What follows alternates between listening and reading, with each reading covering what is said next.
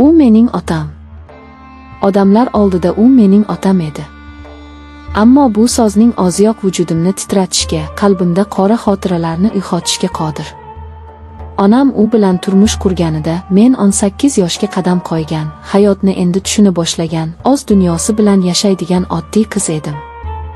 Asl otam men go'dakligimda olamdan o'tgan, onam yillar davomida meni yolg'iz o'zi katta qilgan. Bizning sokin dunyomiz bor edi. Ammo uning uyimizga kirib kelishi go'yo quyoshli kunimizni qora bulut qoplagandek bo'ldi. Odamlar uchun u shunchaki onamning ikkinchi eri, oilamizning yangi ustuni edi.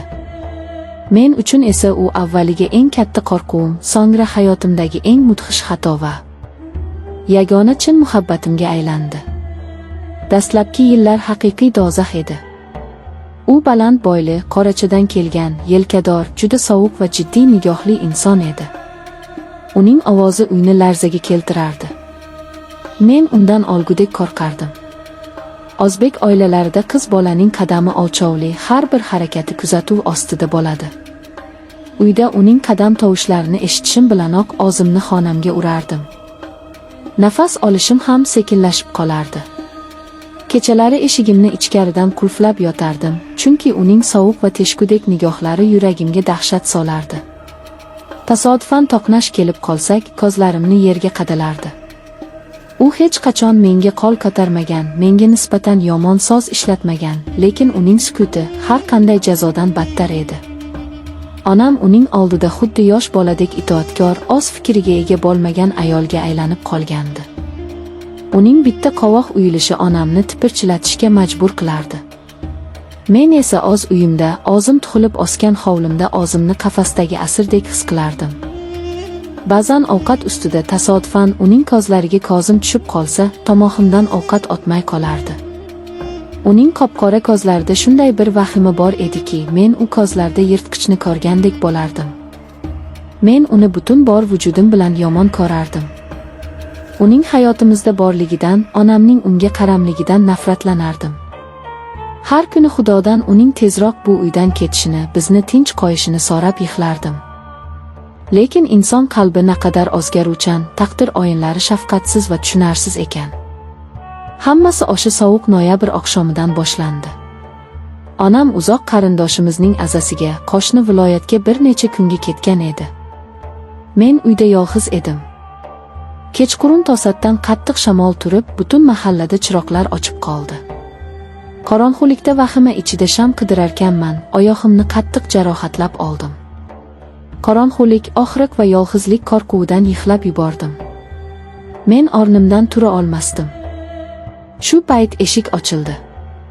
U ishdan qaytgan edi. Meni qorong'uda, sovuq polda yig'lab o'tirganimni ko'rib, u o'zini odatiy sovuqqonligini unutdi.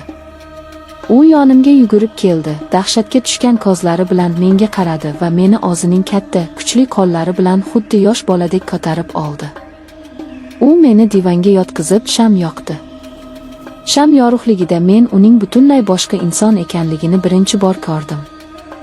Uning qo'llari shunchalar ehtiyotkor va yumshoq, ovozi shunchalar muloyim ediki, men o'zimning qattiqqo'l o'gay otamni emas, balki qalbimni tushuna oladigan, meni himoya qiladigan insonni ko'rdim. U jarohatimni bog'larkan, ko'zlarimiz to'qnashdi. Bu avvalgi sovuq nigohlar emas edi. Bu nigohda qandaydir iztirob va qandaydir olov bor edi. O'sha lahzada nimadir uzildi. Mening vujudimdagi qo'rquv muz kabi erib, aqldan ozdiruvchi bir his egalladi. U yarim tunda yonimda o'tirib, qo'rquvdan qaltirayotgan qo'llarimni ushladi. "Qo'rqma, men shu yerdaman", dedi u pichirlab. O'sha kecha u mening yonimdan jilmadi.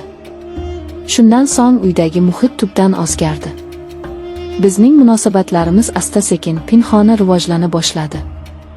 Avvaliga shunchaki nigohlar, onam yo'qligida aytilgan ehtirosli so'zlar. Keyin esa bu nigohlar qarshilik qilib bo'lmaydigan ehtirosga aylandi. Qo'rquv o'rnini shunday kuchli his-tuyg'u egalladiki, men o'zimni taniy olmay qoldim. Biz bir-birimizni sevib qoldik. Bu oddiy sevgi emasdi, bu aqldan ozdiruvchi, butun vujudni yondiruvchi, xatarli va yovvoyi bir muhabbat edi. Bizning har bir alangali yotishlarimiz xavf bilan, chuqur gunoh hissiga aylangan edi. Jamiyatning qattiq qonunlari, o'zbek mentaliteti, or-nomus, uyat, el-yurtning gapi va eng asosiysi, onamning ko'zlari. Bularning barchasi bizni la'natlardi. Biz jar yoqasida turardik. Lekin biz o'zimizni to'xtata olmasdik. Uyda yolg'iz qolgan daqiqalarimiz biz uchun yashirin jannatga aylanardi. Uning quchog'ida men o'zimni dunyodagi eng xavfsiz, eng go'zal va eng baxtli ayoldek his qilardim. Uning lablari menga hayotimdagi eng shirin, ammo eng zaharli bo'salarni hadya etardi. U menga shu qadar ko'p mehr berardiki, hayotimda hech kim meni bunday e'tibor, bunday sevgini berolmagandi. U meni shunchaki yaxshi ko'rmasdi, u meni his qilardi, mening ruhimni oqirdi. Biz tunlari sirlashib uzoq suhbatlashardik. U o'zining qattiqqo'lligi ortidagi azoblarini, bolaligidagi qiyinchiliklarni aytib berardi. Biz odamlar uchun o'gay ota va qiz, ammo yolg'izlikda bir-birisiz nafas ololmaydigan telba oshiqlar edik. U menga seni bu yerdan olib ketaman. Odamlar bizni tanimaydigan olislarga ketamiz. Men sensiz yashay olmayman derdi. Men unga ishonardim. Bu sevgi ko'zimni ko'r qilgandi. Men o'z gunohimni, bu munosabatning qanchalar jirkanch va kechirib bo'lmasligini unutib qo'ygandim. Bizning sirlarimiz olovga o'xshardi. Biroq bu yolg'on ustiga qurilgan muhabbat uzoqqa bormasligi ma'lum edi. Shunday ham bo'ldi. Bizning baxtimiz sindi va uning siniqlari mening yuragimga qadaldi. Bunday katta gunohning, bunday xiyonatning jazosi bo'lmasligi mumkin emasdi. Onam asta-sekin nimadandir shubhalana boshladi. U bizga boshqacha qaraydigan, uyda uzoq vaqt sukut saqlaydigan bo'lib qoldi. Uyimizdagi havo yana azobli tarzda o'zgardi. Lekin bu safar u qo'rquvdan emas, balki fosh bo'lish dahshatidan edi. Bizning har bir xatoyimiz butun bir oilaning, ikkita insonning hayotini do'zaxga aylantirishi, sharmandalik bilan teng bo'lishi mumkin edi. Vaziyat taranglashganini ko'rib, u qat'iy qaror qildi. Biz qochishimiz kerak dedi. U hamma narsani rejalashtirdi. Biz Rossiyaga ketishga kelishib oldik. Chiptalar, yashirin yig'ilgan pullar, hammasi tayyor edi. Qochish kuni etib belgilandi. O'sha kecha u uydan ish bahonasida ertaroq chiqib ketdi. Men esa tunda, onam uxlaganda ko'cha boshidagi eski avtobus bekatiga borishim, u yerdan uning mashinasiga minib, temir yo'l vokzaliga yo'l olishimiz kerak edi. O'sha mash'um kecha. Tabiat ham xuddi bizning qilmishimizdan nafratlangandek isyon ko'tarardi. Yomg'ir chelaklab quyardi, momaqaldiroq gumburlashi yuragimni yorib yuboray derdi. Go'yo osmon teshilib, bizning katta va kechirib bo'lmas gunohlarimizni yumoqchi bo'layotgandek yig'lardi. Men qo'limda kichkina sumka bilan, qaltirab, qorong'u ko'chalarda kelishilgan joyga yugurdim. Bekatga yetib keldim. Yarim soat kutdim. 1 soat o'tdi. 2 soat. U yo'q edi. Yuragimni vahima bosdi. Yomg'irda ivib ado bo'ldim.